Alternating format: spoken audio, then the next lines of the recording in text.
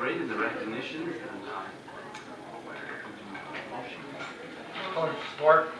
I have a motion by Mrs. Delaney, support by Mr. Myers, that we accept student and staff recognitions for this evening. Any discussion on that? All in favor? Aye. Opposed?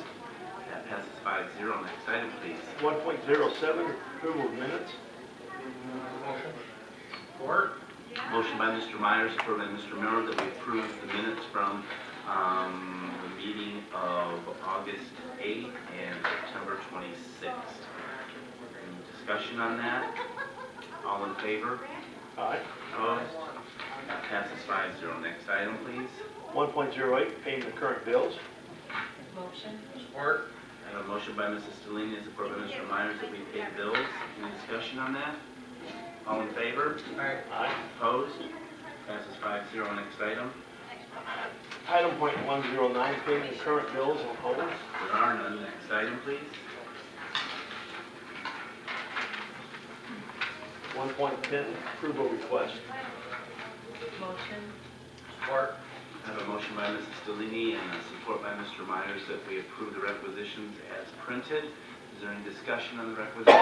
There's one requisition on here that needs to be adjusted. It's on the first page. It was for the administrative training to Michigan Association of School. It was for $9,000. It's really $9,750. Motion as amended. Support as amended.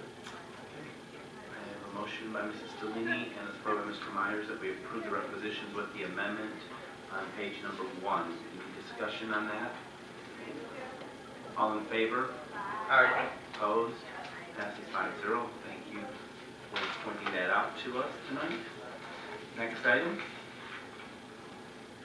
1.11, approval request on hold. There are none. Next item. 1.12, communication. Does anybody have communications for the board tonight? I have a quick one. The Taylor Schools Alumni Association is having a euchre tournament. All proud students will go to the scholarship fund for the high school students. It is on November 4th at 6 p.m. and it's at the American Legion Post.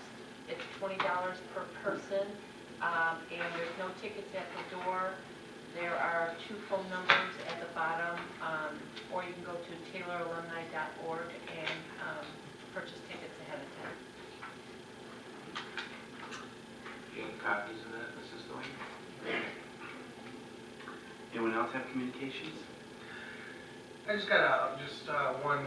It's in general. I'm getting a lot of good feedback. You know, we've had a couple months of, we've had about a year of just negative Facebook and negative, you know, just the overall outlook on Taylor schools. And over the last couple months, I've been really getting some positive feedback from parents and children at that. So I really think that this whole, you know, I'm not going to say campaign, but this whole outlook of us trying to take the negativity out of the, you know, out of the eyes of the district, I think we're all working together, doing a really good job because we are getting some great positive feedback on it. So. Good. Yep. Anyone else? Motion. Support. I have a motion by Ms. Delaney, support by Mr. Miller, that we accept the communications for the board. Any discussion on that? All in favor? Aye. Opposed? That passes 5-0. Next item. 1.13, ambassador updates. Does anyone have an ambassador update tonight? I have a quick one that was just texted to me this morning. It's an update from Cynthia Misouris from Randall, and she just stated that our first and second graders are doing an outstanding job completing fall online assessment in their new lab, and testing has been a positive experience for all. Jackie Lancina from the Career Center text that said she would have an update at the next board meeting, and so will Amy Kessler from the preschool. I got one. Just with TVLA, and TVLA is running smooth. Everybody's on track this year, and Kennedy is started out strong. I mean, all the, you know, the children already went to the Easter Eastern for the, for that field trip on the scholarships and all that, the seniors. But so far, the school has started really strong and really tight. So everything's going smooth. Any other ambassador updates? Motion. Support. Motion by Mr. Miller, support by Mr. Myers, that we accept the ambassador updates tonight. Any discussion? All in favor? Aye. Aye. Opposed? That passes 5-0. Next item, please. 3.01, audience participation. Is there anyone wishing to address the board tonight? If you would, please step to the podium. We're going to ask you to state your name and your address, and please take into consideration the rules of common courtesy. Individuals addressing the board should take into consideration the rules of common courtesy. The public participation portion of the meeting cannot be used to make personal attacks against a board member or a district employee, which are totally unrelated to the manner in which the board member or the employee performs his or her duties. If the comments constitute a complaint against a board member or an employee, the board member or the employee does have a right to request a closed hearing. So if you would, please step to the podium and state your name and your address.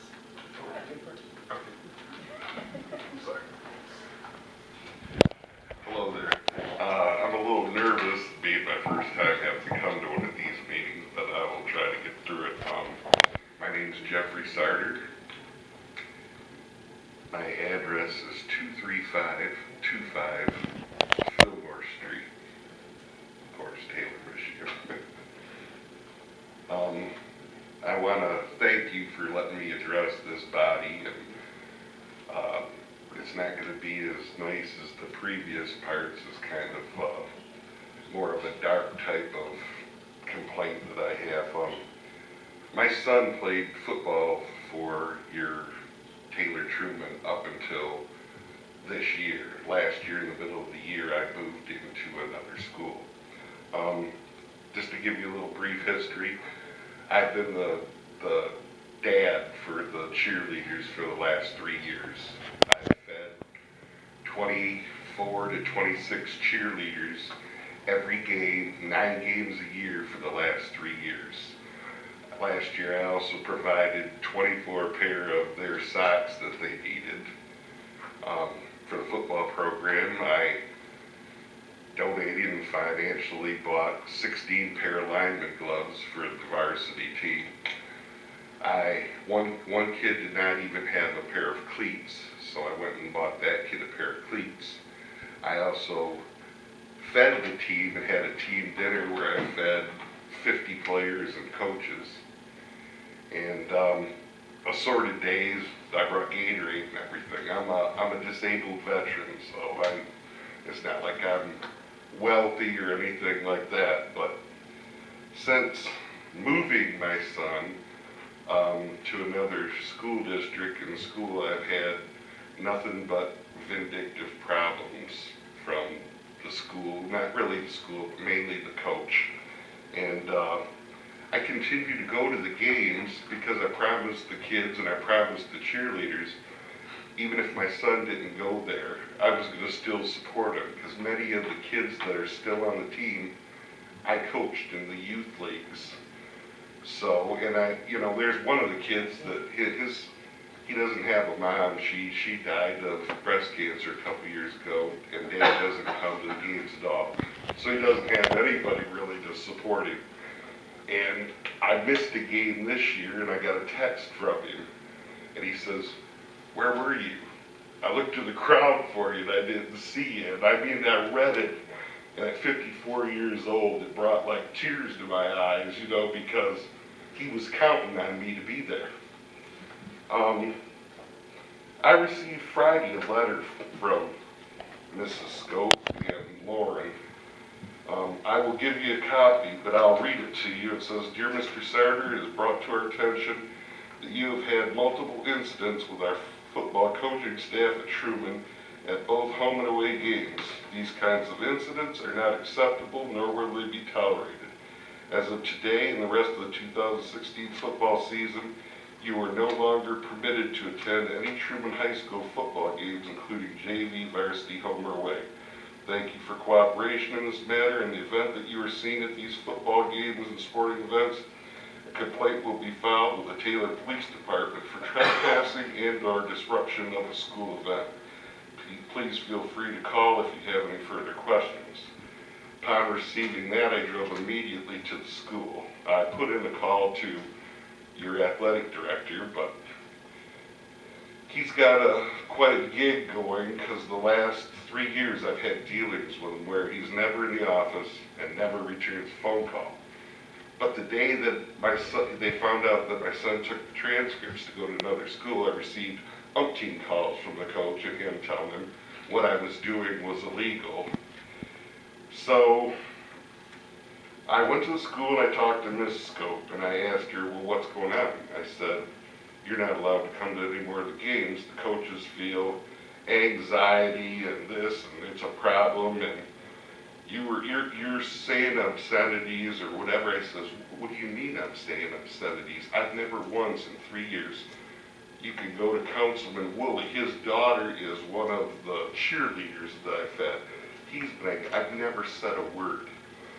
And there was an incident that happened at one of the games where I was talking to one of the JV players. It was a Friday, so varsity was playing, JV wasn't. And I was talking to the JV player.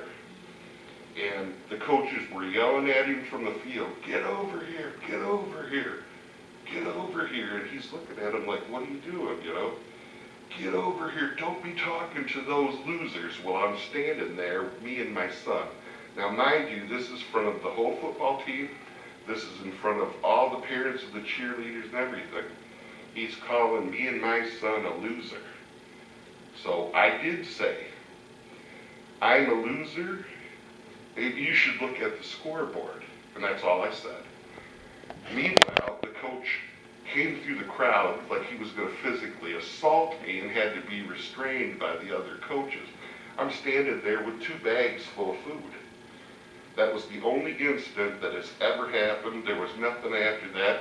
In fact, after that, he had told the players on the team, if you were caught talking to Mr. Sarger, you won't be playing for me. Now, he assured the team all along that what I had done was wrong and that I was going to be, you know, that my son would not be eligible, would not be able to play, would be able to do anything. I moved him in February. I don't know if you guys are aware, but your athletic department, there was 4 kids who left your school system and played on the football team last year. 3 black students, 1 white student.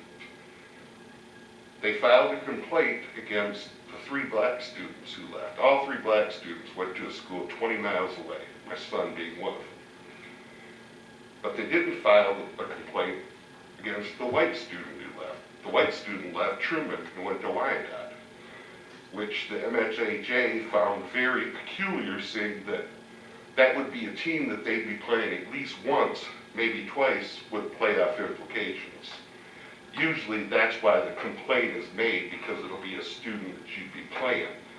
My student's going to a school with an enrollment of 340 kids 20 miles away. He lost all 3 of those appeals. He lost the complaint first and lost all 3 of the appeals.